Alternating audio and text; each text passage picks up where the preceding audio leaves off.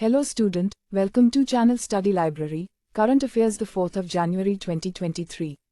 एक supreme court ने कहा कि सभी धर्म परिवर्तन को राज्य द्वारा अवैध नहीं माना जा सकता। 2. प्रधानमंत्री ने वीडियो कॉन्फ्रेंस के माध्यम से 108वीं भारतीय विज्ञान कांग्रेस को संबोधित किया। 3. ब्रिटेन के राजा चार्ल्स तृतीय ने प्रधानमंत्री नरेंद्र मोदी के साथ भारत की G20 अध्यक्षता पर टेलीफोन पर बातचीत की। 4. राष्ट्रपति ने राजस्थान में राजभवन जयपुर में संविधान उद्यान का उद्घाटन किया। राजस्थान में सौर ऊर्जा क्षेत्रों के लिए ट्रांसमिशन प्रणालियों का वर्चुअल रूप से उद्घाटन किया और 1000 मेगावाट की बीकानेर सौर ऊर्जा परियोजना की आधारशिला रखी। और डाक सेवा बोर्ड के पूर्व सदस्य कार्मिक डॉक्टर विनय प्रकाश सिंह 4 साल के कार्यकाल के लिए एशियाई प्रशांत डाक संघ के महासचिव का पदभार संभालेंगे। 5. कैप्टन शिवा चौहान कुमार पोस्ट सियाचिन में सक्रिय रूप से तैनात पहली महिला अधिकारी बनी। 6. रक्षा मंत्री राजनाथ सिंह ने वर्चुअल माध्यम से जम्मू संभाग में चिनाब नदी पर बेली सस्पेंशन ब्रिज का उद्घाटन किया। 7. केंद्र सरकार ने लद्दाख की विशिष्ट संस्कृति, भाषा और रोजगार के संरक्षण के लिए एक उच्चाधिकार समिति गठित की। CJI DY चंद्रचूड़ ने SC में रिपोर्ट किए गए फैसलों के डिजिटल संस्करण के लिए प्रोजेक्ट लॉन्च किया। गगनयान भारत की पहली आत्मनिर्भर मानव अंतरिक्ष उड़ान 2024 तक लॉन्च की जाएगी। 8. UIDAI ने घर के मुखिया पर आधारित ऑनलाइन पते में सुधार की सुविधा शुरू की। 9. सरकार ने सामान्य भविष्य निधि और अन्य समान निधियों के ग्राहकों के लिए ब्याज दर को 7.1% पर अपरिवर्तित रखा। 10. भारत और एशियाई विकास बैंक ने बुनियादी ढांचा क्षेत्र को बढ़ावा देने के लिए कई ऋण समझौतों पर हस्ताक्षर किए। 11. ADB और भारत ने असम में कनेक्टिविटी में सुधार के लिए $300 मिलियन के ऋण समझौते पर हस्ताक्षर किए। 12. त्रिपुरा में बिजली क्षेत्र को मजबूत करने के लिए ADB और भारत ने $220 मिलियन के ऋण समझौते पर हस्ताक्षर किए। 13. NTPC ने PNG नेटवर्क में पहली हरित हाइड्रोजन मिश्रण परियोजना प्रारंभ की।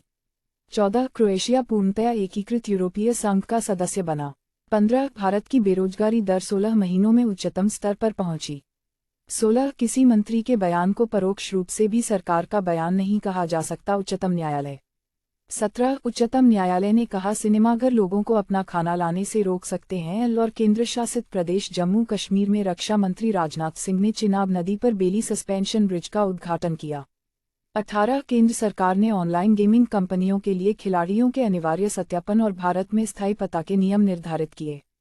19. रक्षा मंत्री राजनाथ सिंह ने 724 करोड़ रुपये की लागत वाली 28 सीमा आधारभूत परियोजनाएं राष्ट्र को समर्पित की। 20. असम में पिछले वर्ष में गैंडों के अवैध शिकार की एक भी घटना नहीं। और गुजरात में शत्रुंजय तीरथ पर जैन समुदाय का आंदोलन। 21. भारत बैंकॉक के अपने मुख्यालयों में APPU का नेतृत्व संभालेगा।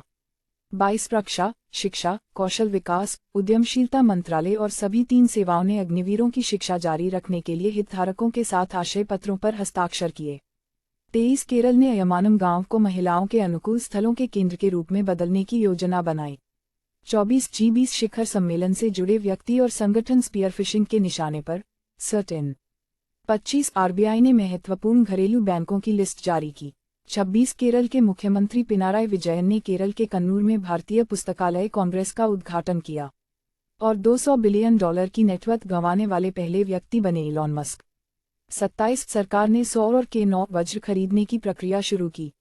28. ढाका साहित्य महोत्सव का 10वां संस्करण 5-8 जनवरी को होगा।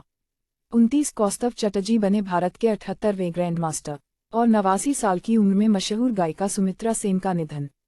30. टाटा ओपन महाराष्ट्र, भारत के रामकुमार रामनाथन युगल क्वार्टर फाइनल में पहुंचे।